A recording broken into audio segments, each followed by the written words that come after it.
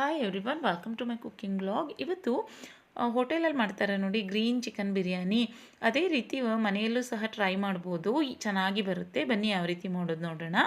ನಾನಿಲ್ಲಿ ಕೆಲವು ಮಸಾಲ ಪದಾರ್ಥಗಳನ್ನ ರೆಡಿ ಮಾಡ್ಕೊಂಡಿದ್ದೀನಿ. ಒಂದು 3 ಈರುಳ್ಳಿಯನ್ನು ಹೆಚ್ಚಿಟ್ಕೊಂಡಿದ್ದೀನಿ, ಒಂದು 8 ಹಸಿಮೆಣಸಿನ್ಕಾಯಿ, ಸ್ವಲ್ಪ ಪುದೀನ ಸೊಪ್ಪು, ಶುಂಠಿ, ಬೆಳ್ಳುಳ್ಳಿ, ಚಕ್ಕೆ, ಲವಂಗ, ಡ್ರೈ ಮಸಾಲಗಳು, ಸೋಂಪಾಕಾಳು ಅದೆಲ್ಲ ರೆಡಿ ಮಾಡಿ ಇಟ್ಕೊಂಡಿದ್ದೀನಿ. ಬನ್ನಿ ಮಾಡೋದು ಯಾವ ರೀತಿ ನೋಡೋಣ.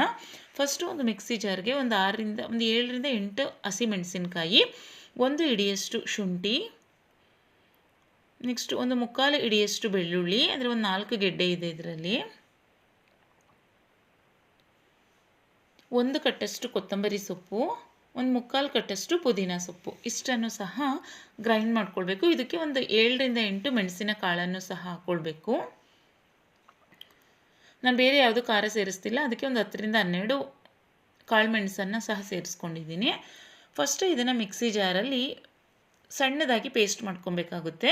ಅಂದರೆ ತುಂಬ ತರ್ತರಿ ಆಗಲ್ಲ, ಮೀಡಿಯಮ್ ಆಗಿ ಸ್ವಲ್ಪ ಸಣ್ಣದಾಗಿ ಅದನ್ನು ಪೇಸ್ಟ್ ಮಾಡ್ಕೊಳ್ಬೇಕು. ಸ್ವಲ್ಪ ನೀರನ್ನು ಸೇರಿಸ್ಕೊಂಡು ನೋಡಿ, ನಾನು ಈ ರೀತಿ ಪೇಸ್ಟ್ ಮಾಡಿಕೊಂಡು ಇದಕ್ಕೆ ಒಂದು 3/4 ಸ್ಪೂನಷ್ಟು ಅರಿಶಿನ ಪುಡಿಯನ್ನು ಸಹ ಸೇರಿಸ್ಕೊತಾ ಇದ್ದೀನಿ. ಈಗ ಒಂದು ಪಾತ್ರೆಗೆ ಒಂದು ಬೌಲಷ್ಟು ಎಣ್ಣೆಯನ್ನು ಹಾಕ್ಕೊಳ್ಬೇಕು. ಏಕೆಂದರೆ ಬಿರಿಯಾನಿ ಅನ್ನ ಅಲ್ವಾ, ಸ್ವಲ್ಪ ಎಣ್ಣೆ ಇದ್ದರೆ ಚೆನ್ನಾಗಾಗುತ್ತೆ. ನಂತರ ಇದಕ್ಕೆ ಒಣ ಡ್ರೈ ಮಸಾಲಗಳನ್ನ ಹಾಕ್ಕೊಳ್ಬೇಕು. ಚಕ್ಕೆ, ಲವಂಗ, ಏಲಕ್ಕಿ, ಸೋಂಪಾಕಾಳು, ಅನಾನಸು, ಮರಾಠಿ ಮೊಗ್ಗು, ಪಲಾವ್ ಎಲೆ, ಯಾವುದೇ ಇದ್ರೂ ಸಹ ಸೇರಿಸ್ಕೊಳ್ಳಿ, ತುಂಬ ಚೆನ್ನಾಗಾಗುತ್ತೆ ಡ್ರೈ ಮಸಾಲಗಳು. ನಂತರ ಇದಕ್ಕೆ ನಾನಿಲ್ಲಿ 3 ಈರುಳ್ಳಿಯನ್ನು ಉದ್ದದಾಗಿ ಹೆಚ್ಚಿಬಿಟ್ಟು ಸೇರಿಸ್ಕೊಂಡಿದ್ದೀನಿ. ಈಗ ಈರುಳ್ಳಿ ಚೆನ್ನಾಗಿ ಫ್ರೈ ಆಗಬೇಕು, ಸ್ವಲ್ಪ ಕಲರ್ ಚೇಂಜ್ ಆಗಬೇಕು, ಅಲ್ಲಿ ತನಕ ಅದನ್ನು ಚೆನ್ನಾಗಿ ಫ್ರೈ ಮಾಡ್ಕೊಳ್ಬೇಕು. ಅಂದರೆ ಮೀಡಿಯಮ್ ಉರಿನಲ್ಲೇ ಫ್ರೈ ಮಾಡ್ಕೊಳ್ಳಿ, ತುಂಬ ಲೋ ಫ್ಲೇಮಲ್ಲಾದರೆ ಟೈಮ್ ತೊಗೊಳುತ್ತೆ. ಸ್ವಲ್ಪ ಕಲರ್ ಚೇಂಜ್ ಆದಮೇಲೆ ಅದಕ್ಕೆ ನಾನಿಲ್ಲಿ 1.5 kgಯಷ್ಟು ಚಿಕನನ್ನು ಸೇರಿಸ್ಕೊತಾ ಇದ್ದೀನಿ. ಇದು ಬಾಯ್ಲರ್ ಚಿಕನ್, ಅದರಿಂದ ಡೈರೆಕ್ಟಾಗಿ ಕುಕ್ಕರ್ನಲ್ಲಿ ಇಲ್ಲದೆ ಪಾತ್ರೆನಲ್ಲೇ ಮಾಡ್ಕೊಂಬಿಡ್ಬೋದು. ಈಗ ನೋಡಿ, ಇದನ್ನು ಚಿಕನನ್ನು ಹಾಕಿದ್ಮೇಲೂ ಅಷ್ಟೇ ಚೆನ್ನಾಗಿ ಅದನ್ನು ಫ್ರೈ ಮಾಡ್ಕೋಬೇಕು. ಅಂದರೆ ಒಂದು 10 ನಿಮಿಷ ಅದನ್ನು ನಾನು ಚೆನ್ನಾಗಿ ಫ್ರೈ ಮಾಡ್ಕೊಂಡಿದ್ದೀನಿ. ನಂತರ ಅದಕ್ಕೆ ಏನು ಮಸಾಲ ರುಬ್ಕೊಂಡಿದ್ವು ನೋಡಿ ಮಿಕ್ಸಿ ಜಾರಲ್ಲಿ, ಅದನ್ನು ಸೇರಿಸ್ಕೊತಾ ಇದ್ದೀನಿ. ಈಗ ಇದನ್ನು ಅಷ್ಟೇ ನಾವು ಮಸಾಲಾನ ಫಸ್ಟೇ ಎಣ್ಣೆಯಲ್ಲಿ ಫ್ರೈ ಮಾಡಿಲ್ಲ, ಹಸಿ ಮಸಾಲ ಆಗಿರೋದ್ರಿಂದ ಚೆನ್ನಾಗಿ ಎಣ್ಣೆಯಲ್ಲಿ ಫ್ರೈ ಮಾಡ್ಕೋಬೇಕು. ನೋಡಿ, ಈಗ ಅದೇನು ಮಸಾಲವನ್ನು ರುಬ್ಕೊಂಡಿದ್ವು, ಈಗ ಇದನ್ನು ಅಷ್ಟೇ ಲೋ ಫ್ಲೇಮ್ನಲ್ಲಿ ಇಟ್ಕೊಂಡು ಒಂದು 10 ನಿಮಿಷ ಚೆನ್ನಾಗಿ ಫ್ರೈ ಮಾಡ್ಕೊಳ್ಬೇಕು. ಅದು ಚೆನ್ನಾಗಿ ಎಣ್ಣೆ ಬಿಡುತ್ತೆ ಸುತ್ತಲೂ. ಮುಚ್ಚಿಬಿಟ್ಟು ಅದನ್ನು ಚೆನ್ನಾಗಿ ಫ್ರೈ ಮಾಡ್ಕೋಬೇಕು. ನೋಡಿ, ನಾನಿಲ್ಲಿ ಏನು ಮಸಾಲವನ್ನು ಹಾಕ್ಕೊಂಡಿದ್ದೀನಿ, ಫಸ್ಟು ಫ್ಲೇಮ್ ಜೋರು ಉರಿನಲ್ಲೇ ಅದನ್ನು ಚೆನ್ನಾಗಿ ಫ್ರೈ ಮಾಡ್ಕೋತಾ ಇದ್ದೀನಿ. ಈಗ ಅದನ್ನು ಫ್ಲೇಮ್ನ ಕಡಿಮೆ ಉರಿ ಮಾಡಿಬಿಟ್ಟು ಈಗ ಅದನ್ನು ನೀಟಾಗಿ ಮುಚ್ಚಿಬಿಟ್ಟು ಅದು ಚೆನ್ನಾಗಿ ಕುದಿ ಬರಬೇಕು, ಅಲ್ಲಿ ತನಕ ಅದನ್ನು ನೀಟಾಗಿ ಫ್ರೈ ಮಾಡ್ಕೋಬೇಕು. ನೋಡಿ, ಇದಿನ್ನೂ ಎಣ್ಣೆ ಬಿಟ್ಟಿಲ್ಲ, ಎಣ್ಣೆ ಬಿಡೋ ತನಕ ನಾವು ಸಹ ಚೆನ್ನಾಗಿ ಅದನ್ನು ಫ್ರೈ ಮಾಡ್ಕೋಬೇಕಾಗುತ್ತೆ. ನೋಡಿ, ಅದು ಎಣ್ಣೆ ಬಿಟ್ಟಾಗ ಗೊತ್ತಾಗುತ್ತೆ ನಮಗೆ ಅಲ್ಲಿ ಫ್ರೈ ಆಗಿದೆ ಅಂತ ಚೆನ್ನಾಗಿ. ನೋಡಿ, ಈಗ ನಾನು ಅದೇನು ಮುಚ್ಚಿಬಿಟ್ಟು ಫ್ರೈ ಮಾಡಲಿಕ್ಕೆ ಬಿಟ್ಟಿದ್ದೀನಿ, ಆ ಟೈಮಲ್ಲಿ 2 ಗ್ಲಾಸಷ್ಟು ಅಕ್ಕಿಯನ್ನು ನೀಟಾಗಿ ವಾಶ್ ಮಾಡಿ ಇಟ್ಕೋತಾ ಇದ್ದೀನಿ. ಈ ಟೈಮಲ್ಲಿ ಅಕ್ಕಿಯನ್ನು ವಾಶ್ ಮಾಡಿ ಇಟ್ಕೊಂಡ್ರೆ ಸಾಕು, ಮುಂಚೆನೇ ವಾಶ್ ಮಾಡೋದೇನು ಬೇಡ. ಅಂದರೆ ಈಗ ಅದಿನ್ನೂ 10 ಮಿನಿಟ್ಸ್ ಆಗುತ್ತೆ ನಾವು ಅಕ್ಕಿ ಹಾಕಲಿಕ್ಕೆ, ಅದರಿಂದ ಈ ಟೈಮಲ್ಲಿ ಒಂದು 10 ಮಿನಿಟ್ಸ್ ಅಕ್ಕಿ ನೆಂದರೆ ಸಾಕಾಗುತ್ತೆ. ಈಗ ನೋಡಿ, ನಾನು ಅಕ್ಕಿಯನ್ನು ನೀಟಾಗಿ ವಾಶ್ ಮಾಡಿ ಇಟ್ಕೊಂಡು ನೀರದನ್ನೆಲ್ಲ ಬಸಿದ್ಬಿಟ್ಟು ವಾಶ್ ಮಾಡಿ ಇಟ್ಕೊಂಡಿದ್ದೀನಿ. ಈಗ ಇದಕ್ಕೆ ನಾನು 3 ಟೊಮೊಟೊವನ್ನು, ಅಂದರೆ ದೊಡ್ಡ ಟೊಮೊಟೊವನ್ನು ನಾನು ತೊಗೊಂಡಿದ್ದೀನಿ, ಅದರಿಂದ 3 ಟೊಮೊಟೊ ಸಾಕಾಗುತ್ತೆ. ಚಿಕ್ಕ ಟೊಮೊಟೊ ಆದರೆ ಒಂದು 5ರಿಂದ 6 ಟೊಮೊಟೊವನ್ನು ತೊಗೊಬೇಕಾಗುತ್ತೆ. ನಾನು ಟೊಮೊಟೊವನ್ನು ಸಣ್ಣದಾಗಿ ಹೆಚ್ಚಿಬಿಟ್ಟು ಸೇರಿಸ್ಕೊಂಡಿದ್ದೀನಿ. ಟೊಮೊಟೊವನ್ನು ಎಷ್ಟು ಸಣ್ಣದಾಗುತ್ತೆ ಅಷ್ಟು ಸಣ್ಣದಾಗಿ ಹೆಚ್ಚಿಬಿಟ್ಟು ಸೇರಿಸ್ಕೊಳ್ಳಿ. ಈಗ ಟೊಮೊಟೊವನ್ನು ಹಾಕಿದ್ಮೇಲೂ ಅಷ್ಟೇ ಚೆನ್ನಾಗಿ ಫ್ರೈ ಆಗಬೇಕು. ಅದು ಸುತ್ತ ಎಣ್ಣೆ ಬಿಡುತ್ತೆ ನೋಡಿ, ಅಲ್ಲಿ ತನಕ ಅದನ್ನು ಫ್ರೈ ಮಾಡ್ಕೋಬೇಕಾಗುತ್ತೆ. ಈಗಲೂ ಅಷ್ಟೇ ಟೊಮೊಟೊ ಹಾಕಿದ್ಮೇಲೆ ನಾನೊಂದು 5 ನಿಮಿಷ ಜೋರು ಉರಿನಲ್ಲಿ ಅದನ್ನು ಫ್ರೈ ಮಾಡ್ಕೊಂಡಿದ್ದೀನಿ, ತಿರುಗಿಸಿ. ನಂತರ ಮುಚ್ಚಿಬಿಟ್ಟು ಅದನ್ನು ಮೀಡಿಯಮ್ ಟು ಲೋ ಫ್ಲೇಮಲ್ಲಿ ಬಿಟ್ಬಿಟ್ಟು ಒಂದು 10 ನಿಮಿಷ ಚೆನ್ನಾಗಿ ಫ್ರೈ ಮಾಡ್ಕೋಬೇಕಾಗುತ್ತೆ. ನಾವು ನೋಡಿ ಇಲ್ಲಿ ಎಷ್ಟು ಚೆನ್ನಾಗಿ ಮಸಾಲವನ್ನು ಫ್ರೈ ಮಾಡ್ಕೊಳ್ತೀವಿ, ಬಿರಿಯಾನಿ ಅಷ್ಟೇ ಟೇಸ್ಟಿಯಾಗಿ ಬರುತ್ತೆ. ಈಗ ಇದಕ್ಕೆ 1.5 ಸ್ಪೂನಷ್ಟು ಉಪ್ಪನ್ನು ಸಹ ಸೇರಿಸ್ಕೊತಾ ಇದ್ದೀನಿ, ಏಕೆಂದರೆ ಚಿಕನ್ ಬೇಗ ಸ್ವಲ್ಪ ಬೇಯುತ್ತೆ ಅಂತ ಅಷ್ಟೇ. ಮತ್ತು ಈ ಟೈಮಲ್ಲಿ ಅಷ್ಟೇ ನಾವು ಚಿಕನನ್ನು ಚೆನ್ನಾಗಿ ಅದಕ್ಕೆ ಫ್ರೈ ಮಾಡ್ಕೊಬೇಕಾಗುತ್ತೆ. ನೋಡಿ, ಈಗ ಅದನ್ನು ಅಷ್ಟೇ ಮುಚ್ಚಿಬಿಟ್ಟು ಚೆನ್ನಾಗಿ ಒಂದು 10 ನಿಮಿಷ, ನೋಡಿ ಇನ್ನೂ ಎಣ್ಣೆ ಬಿಟ್ಟಿಲ್ಲ, ಅದು ಎಣ್ಣೆ ಬಿಡೋ ತನಕ ಅದನ್ನು ಚೆನ್ನಾಗಿ ಫ್ರೈ ಮಾಡ್ಕೊಳ್ಬೇಕು. ನೋಡಿ, ಈಗ ಇದನ್ನು ಇನ್ನೂ ಅಷ್ಟೇ ಮುಚ್ಚಿಬಿಟ್ಟು ಒಂದು 10 ನಿಮಿಷನೇ ಫ್ರೈ ಮಾಡ್ಕೋಬೇಕಾಗುತ್ತೆ. ಅದು ನಮಗೆ ಅಲ್ಲಿ ಗೊತ್ತಾಗುತ್ತೆ, ಎಣ್ಣೆ ಬಿಟ್ಟಾಗ ಸುತ್ತ ಜಿಡ್ಡು ರೀತಿ ಎಣ್ಣೆ ಬಿಟ್ಕೊಂಡಿರುತ್ತೆ. ನೋಡಿ, ಇನ್ನೂ ಬಿಟ್ಟಿಲ್ಲ ಅಲ್ವಾ, ಅದರಿಂದ ಮುಚ್ಚಿಬಿಟ್ಟು ಇನ್ನೂ ಒಂದು 5 ನಿಮಿಷ ನಾನು ಇದನ್ನು ಚೆನ್ನಾಗಿ ಫ್ರೈ ಮಾಡ್ಕೋತೀನಿ.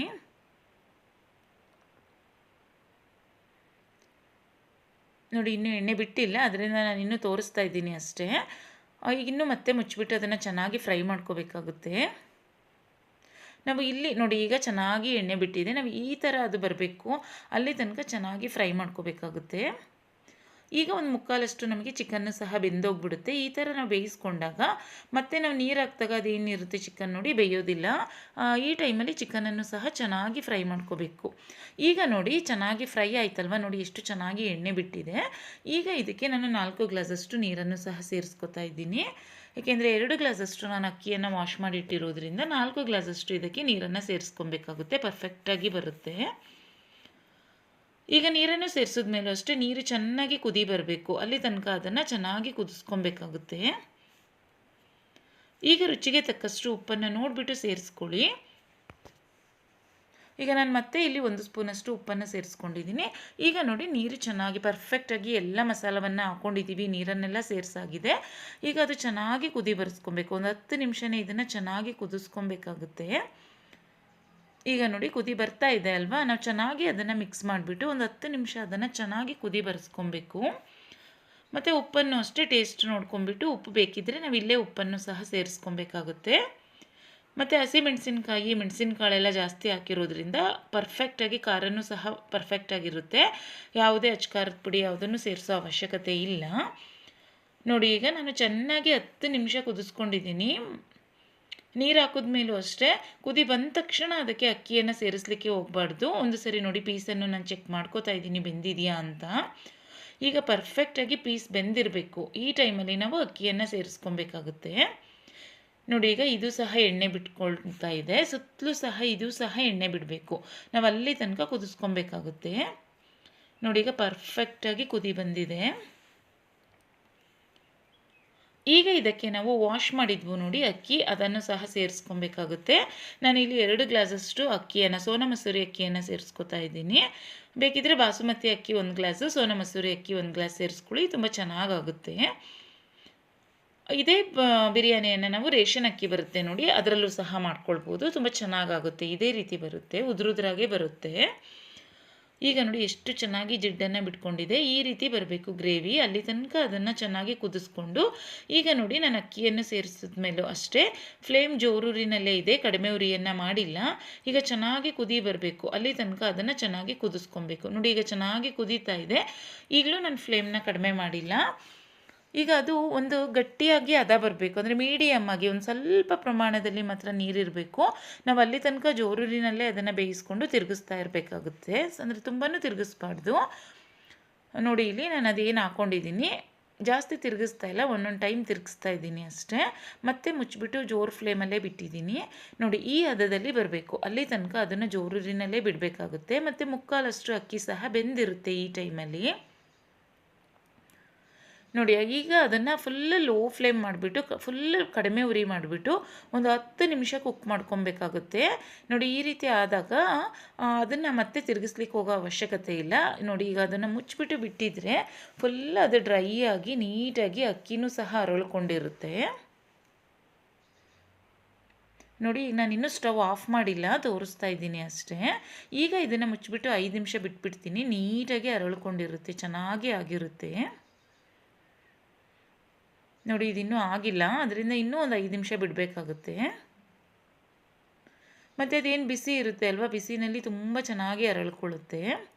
ಆದರೆ ನಾವೇನು ಸ್ವಲ್ಪ ನೀರಿರುತ್ತೆ ನೋಡಿ, ಮುಕ್ಕಾಲು ನೀರು ಡ್ರೈ ಆಗೋ ತನಕ ಜೋರೂರಿನಲ್ಲಿ ಬೇಯಿಸ್ಕೊಂಡು ಸ್ವಲ್ಪ ಉರಿ ನೀರಿದ್ದಾಗ ಫ್ಲೇಮ್ನ ಕಡಿಮೆ ಮಾಡಿಬಿಟ್ರೆ ಈ ಹದದಲ್ಲಿ ಚೆನ್ನಾಗಿ ಬರುತ್ತೆ. ಅಕ್ಕಿನೂ ಮುಳ್ಳಕ್ಕಿ ಆಗಲ್ಲ ನೋಡಿ, ಮುಳ್ಳು ಥರ ಅಕ್ಕಿ ಬಂದಿರುತ್ತೆ ಒಂದೊಂದು ಸರಿ, ಅರಳಿರಲ್ಲ ನೋಡಿ, ಅದು ತಿನ್ಲಿಕ್ಕೆ ಚೆನ್ನಾಗಾಗಲ್ಲ. ಈ ಪರ್ಫೆಕ್ಟಾಗಿ ಈ ಹದ ಮಾಡ್ಕೊಂಡಾಗ ತುಂಬ ಚೆನ್ನಾಗಾಗುತ್ತೆ ಬಿರಿಯಾನಿ ತಿನ್ನಲಿಕ್ಕೆ. ನೋಡಿ ಈಗ ನಾನು ಮುಚ್ಚಿಬಿಟ್ಟು, ಇನ್ನೂ ನಾನು ಆಫ್ ಮಾಡಿಲ್ಲ, ಮುಚ್ಚಿಬಿಟ್ಟು ಈಗ ಸ್ಟವನ್ನು ಆಫ್ ಮಾಡ್ತೀನಿ. ಈಗ ನಾನು ಅದಕ್ಕೆ ಒಂದು ಸ್ವಲ್ಪ ಗ್ರೇವಿನೂ ಸಹ ಮಾಡ್ಕೊಂಡಿದ್ದೆ, ಅಚ್ಕಾರದ ಪುಡಿ ಮತ್ತು ಪೆಪ್ಪರ್ ಪೌಡ್ರ್ ಹಾಕ್ಬಿಟ್ಟು, ತುಂಬ ಚೆನ್ನಾಗಾಗುತ್ತೆ ಗ್ರೇವಿ. ಈ ಥರ ಏನು ಬಿರಿಯಾನಿ ಮಾಡ್ಕೊಳ್ತೀವಿ ಮೊಸರು ರಾಯ್ತದೊಂದಿಗೂ ಸಹ ಚೆನ್ನಾಗಾಗುತ್ತೆ. ಇಲ್ಲಾಂದರೆ ಈ ರೀತಿ ಒಂದು ಪೆಪ್ಪರ್ ಪೌಡರ್ದು ಗ್ರೇವಿ ಮಾಡಿಕೊಂಡ್ರೂ ಸಹ ತುಂಬ ಚೆನ್ನಾಗಾಗುತ್ತೆ. ಅಚ್ಕಾರದ ಪುಡಿ ಮತ್ತು ಪೆಪ್ಪರ್ ಪೌಡ್ರ್ ಹಾಕ್ಕೊಂಡು ಇದನ್ನು ಮಾಡ್ಕೊಂಡಿದ್ದೆ, ತುಂಬ ಚೆನ್ನಾಗಾಗಿತ್ತು. ಅಂದರೆ ಒಂದು 5ರಿಂದ 6 ಪೀಸ್ ಮಾಡಿಕೊಂಡ್ರೆ ಸಾಕಾಗುತ್ತೆ. ಏಕೆಂದರೆ ಲೋ ಕ್ವಾಂಟಿಟಿಯಲ್ಲಿ ಮಾಡಿಕೊಂಡ್ರೂ ಸಹ ಈಗ ಏನು ಬಿರಿಯಾನಿ ಮಾಡ್ಕೊಂಡಿದ್ವೋ ಅಲ್ವಾ, ಒಂದು ಟೈಮಿಗೆ ಈ ಥರ ನಾನು ಗ್ರೇವಿಯನ್ನು ಮಾಡ್ಕೊಂಡಿದ್ದೆ. ಇನ್ನೊಂದು ಟೈಮಿಗೆ ಬಿರಿಯಾನಿ ತಿಂದಾಗ ರಾಯ್ತಾದಲ್ಲಿ ತಿನ್ಕೊಳ್ತೀವಿ. ಅಂದರೆ ಚೇಂಜಸ್ ಥರ ಇರುತ್ತೆ ಅಲ್ವಾ ತಿಂದಾಗ. ಆದ್ದರಿಂದ ನಾನು ಬಿರಿಯಾನಿನ 2 ಟೈಮ್ಗೆ 3 ಜನ ತಿನ್ಬೋದು, ಅಷ್ಟು ಬಿರಿಯಾನಿಯನ್ನು ಮಾಡ್ಕೊಂಡಿದ್ದೀನಿ. ಅಂದರೆ 6 ಜನ ಬಿರಿಯಾನಿಯನ್ನು ತಿನ್ಬೋದು. ನಾನು ದೊಡ್ಡ ಗ್ಲಾಸಲ್ಲಿ ಅಂದರೆ ಒಂದು ಅರ್ಧ kg ಅಕ್ಕಿಯಲ್ಲಿ ಮಾಡ್ಕೊಂಡಿದ್ದೆ. ನೋಡಿ, ಈಗ ಗ್ರೇವಿ ಸಹ ರೆಡಿ ಆಯಿತು. ಗ್ರೇವಿ ಸಹ ತುಂಬ ಚೆನ್ನಾಗಾಗುತ್ತೆ, ಖಾರವಾಗಿ ತುಂಬ ಚೆನ್ನಾಗಿರುತ್ತೆ. ಪೆಪ್ಪರ್ ಪೌಡ್ರನ್ನ 1-1.5 ಸ್ಪೂನಷ್ಟು ಹಾಕ್ಕೊಂಡ್ರೆ. ನೋಡಿ, ಈಗ ಗ್ರೇವಿ ಸಹ ಪರ್ಫೆಕ್ಟಾಗಿ ರೆಡಿ ಆಯಿತು. ಈ ರೀತಿ ಗ್ರೇವಿ ಮಾಡಿಕೊಂಡಾಗ ಅದೇನು ಗ್ರೀನ್ ಚಿಕನ್ ಬಿರಿಯಾನಿ ಮಾಡ್ಕೊಳ್ತೀವಿ ನೋಡಿ, ಅದಕ್ಕೆ ನಾನು ಗ್ರೀನ್ ಗ್ರೇವಿಯನ್ನು ಮಾಡ್ಕೊಳ್ಳಲ್ಲ, ರೆಡ್ ಗ್ರೇವಿಯನ್ನು ಮಾಡ್ಕೊಳ್ತೀನಿ. ಅದರ ಕಾಂಬಿನೇಷನ್ ತುಂಬ ಚೆನ್ನಾಗಾಗುತ್ತೆ ಅಂತ ಅಷ್ಟೇ. ಯಾರು ಗ್ರೇವಿ ಮಾಡ್ಕೊಂಡಿರಲ್ಲ, ರಾಯ್ತಾ ಜೊತೆಗೂ ಸಹ ಸೌತೆಕಾಯಿ ಮತ್ತು ಈರುಳ್ಳಿ ಟೊಮೊಟೊ ರಾಯ್ತಾ ಮಾಡ್ಕೊಳ್ತೀವಿ ನೋಡಿ, ಅದ್ರ ಜೊತೆಗೆ ತುಂಬ ಚೆನ್ನಾಗಾಗುತ್ತೆ. ನೋಡಿ, ಈಗ ಈ ಚಿಕನ್ ಗ್ರೇವಿ ಸಹ ಸುತ್ತಲೂ ಸಹ ಚೆನ್ನಾಗಿ ಎಣ್ಣೆ ಬಿಡಬೇಕು. ಅಲ್ಲಿ ತನಕ ಚೆನ್ನಾಗಿ ಫುಲ್ ಡ್ರೈ ಬೇಕಿದ್ದರೂ ಮಾಡ್ಕೊಳ್ಬೋದು, ಇಲ್ಲಾಂದರೆ ಈ ಥರ ಸ್ವಲ್ಪ ಗ್ರೇವಿಯಲ್ಲೂ ಸಹ ಇಟ್ಕೊಂಡು ಆಫ್ ಮಾಡಿಬಿಡ್ಬೋದು. ನಾನು ಸ್ವಲ್ಪ ಗ್ರೇವಿಯನ್ನು ಇಟ್ಕೊಂಡಿದ್ದೀನಿ, ಏಕೆಂದರೆ ಬಿರಿಯಾನಿಗೆ ನೆಂಚ್ಕೊಳ್ಳಿಕ್ಕೆ ಚೆನ್ನಾಗಾಗುತ್ತೆ ಅಂತ. ಇಲ್ಲಾಂದರೆ ಫುಲ್ ಸುಕ್ಕ ಮಾಡ್ಕೋತೀವಿ ನೋಡಿ, ಚಿಕನ್ ಸುಕ್ಕ ಮಾಡ್ಕೋತೀವಿ, ಆ ರೀತಿ ಫುಲ್ ಡ್ರೈ ಮಾಡಿಕೊಂಡ್ರೂ ಸಹ ತುಂಬ ಚೆನ್ನಾಗಾಗುತ್ತೆ. ನೋಡಿ, ನಾನು ಇಷ್ಟು ಗ್ರೇವಿಯನ್ನು, ಲೈಟ್ ಗ್ರೇವಿಯನ್ನು ಸಹ ಮಾಡ್ಕೊಂಡಿದ್ದೆ, ಚೆನ್ನಾಗಾಗಿತ್ತು ತಿನ್ನಲಿಕ್ಕೆ. ಇದನ್ನು ಅಷ್ಟೇ ನಾವೇನು ಗ್ರೇವಿನ ಮಾಡ್ಕೊಳ್ತೀವಿ, ಚಿಕನ್ನ ಪರ್ಫೆಕ್ಟಾಗಿ ಚೆನ್ನಾಗಿ ಬೇಯಿಸ್ಕೊಬೇಕಾಗುತ್ತೆ. ಅದರಿಂದ ನಾನೊಂದು 10 ನಿಮಿಷ 1/4 ಗಂಟೆ ಚೆನ್ನಾಗಿ ಬೇಯಿಸ್ಕೊಂಡಿದ್ದೀನಿ. ನೋಡಿ, ಈಗ ತೆಗೆದುಬಿಟ್ಟು ಅಂದರೆ ಸ್ಟವ್ ಫ್ಲೇಮ್ ಆಫ್ ಮಾಡಿ ಒಂದು 10 ಮಿನಿಟ್ಸ್ ಆಗಿದೆ, ಆಮೇಲೆ ತೋರಿಸ್ತಾ ಇದ್ದೀನಿ ನಿಮಗೆ. ಪರ್ಫೆಕ್ಟಾಗಿ ಆಗಿದೆ, ಉದುರುದ್ರಾಗಿ ಆಗಿದೆ ಬಿರಿಯಾನಿ.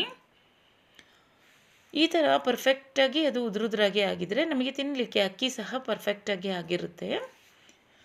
ಮತ್ತು ಇದನ್ನು ಯಾವ್ದಾದ್ರು ಫಂಕ್ಷನ್ ಇರುತ್ತೆ ನೋಡಿ, ಆ ಟೈಮಲ್ಲೂ ಸಹ ಈ ರೀತಿ ಮಾಡ್ಕೊಳ್ಬೋದು. ಆದರೆ ಕ್ವಾಂಟಿಟಿ ನಾವು ಎಷ್ಟು ಅಕ್ಕಿ ಹಾಕ್ಕೊಳ್ತೀವಿ ಅದರ ಮೇಲೆ ಅದನ್ನು ನಾವು ಮಸಾಲೆಗಳನ್ನ ಸಹ ಜಾಸ್ತಿ ಪ್ರಮಾಣದಲ್ಲಿ ಹಾಕ್ಕೊಬೇಕಾಗುತ್ತೆ. ನೋಡಿ, ಈಗ ಚಿಕನ್ ಬಿರಿಯಾನಿ ರೆಡಿ ಆಯಿತು. ನೋಡಿ, ಎಷ್ಟು ಉದುರುದ್ರಾಗಿ ಬಂದಿದೆ. ಅಕ್ಕಿನೂ ಅಷ್ಟೇ ಜೀರಾ ರೈಸಲ್ಲೆಲ್ಲ ಮಾಡಿಕೊಂಡ್ರು ಇದ್ರಿಗಿಂತ ಉದುರುದ್ರಾಗುತ್ತೆ, ತುಂಬ ಚೆನ್ನಾಗಾಗುತ್ತೆ. ಇದು ನಾನು ಸೋನಾ ಮಸೂರಿಯಲ್ಲಿ ಮಾಡಿದ್ದೆ. ಮತ್ತು ಇದ್ರ ಜೊತೆಗೆ ಪರ್ಫೆಕ್ಟಾಗಿ ಪೆಪ್ಪರ್ ಪೌಡರ್ದು ಚಿಕನ್ ಡ್ರೈ ಫ್ರೈ ಸಹ ತುಂಬ ಚೆನ್ನಾಗಾಗಿತ್ತು. ರೆಸಿಪಿ ಇಷ್ಟ ಆದರೆ ನೀವು ಸಹ ಟ್ರೈ ಮಾಡಿ, ಹಾಗೆ ಬೇರೆಯವ್ರಿಗೂ ಸಹ ಶೇರ್ ಮಾಡಿ, ಹಾಗೆ ಚಾನಲ್ನ ಸಬ್ಸ್ಕ್ರೈಬ್ ಮಾಡ್ಕೊಳ್ಳಿ. Thanks for watching. ಬಾಯ್.